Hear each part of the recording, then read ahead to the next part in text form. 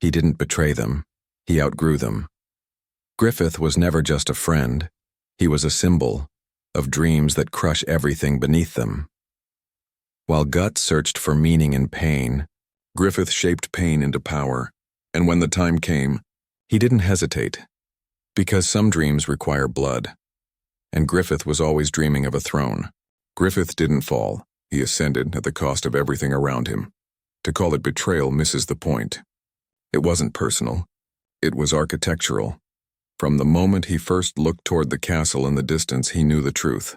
To rise is to sacrifice. That's the truth no one wants to hear. The myth of noble dreams is shattered the moment they require action.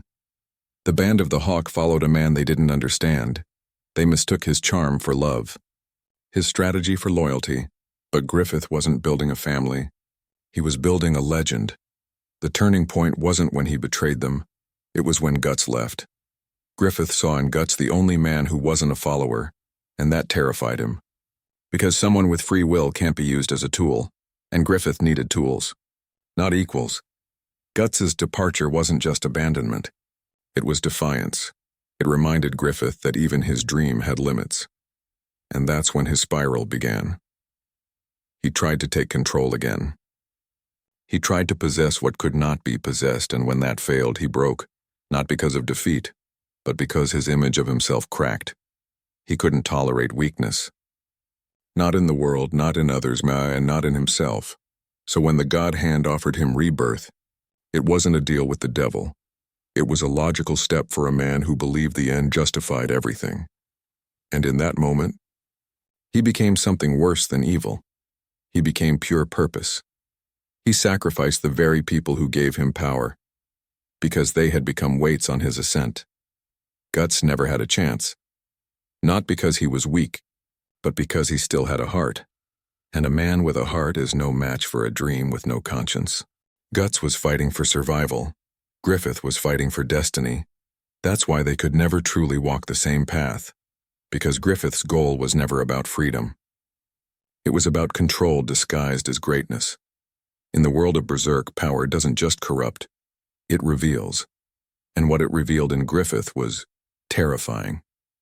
He didn't want a better world. He wanted his world, shaped perfectly in the image of his ambition. Every act of kindness, a tool every friendship, a step even love was a luxury he could not afford. This is what makes Griffith more than a villain. It makes him a symbol of modern obsession. A person so possessed by vision that humanity became a distraction. When Guts left, Griffith wasn't just betrayed, he was exposed.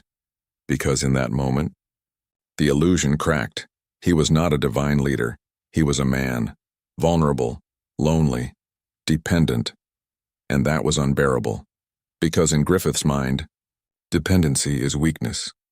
He had always believed he was born for something greater. But destiny, as he saw it, doesn't allow for emotion. It demands sacrifice, cold, ruthless, surgical. That's why the eclipse wasn't a moment of betrayal, it was a moment of purification. He cut away everything, human in himself, to become the idea he worshipped. Think about that. Griffith isn't someone who lost his way. He's someone who followed it too far. And in doing so, he reminds us of a deeper truth. When your dream becomes more important than your soul, you stop dreaming and start consuming. He consumed his friends. He consumed his identity. He became the inhuman embodiment of purpose. And Guts? He became the last thread of Griffith's former self and the only loose end. That's why Griffith can't kill him, and why he can't leave him alone, because Guts is the ghost of what Griffith buried to rise, and the ghost always returns. In the end, this isn't a battle between good and evil.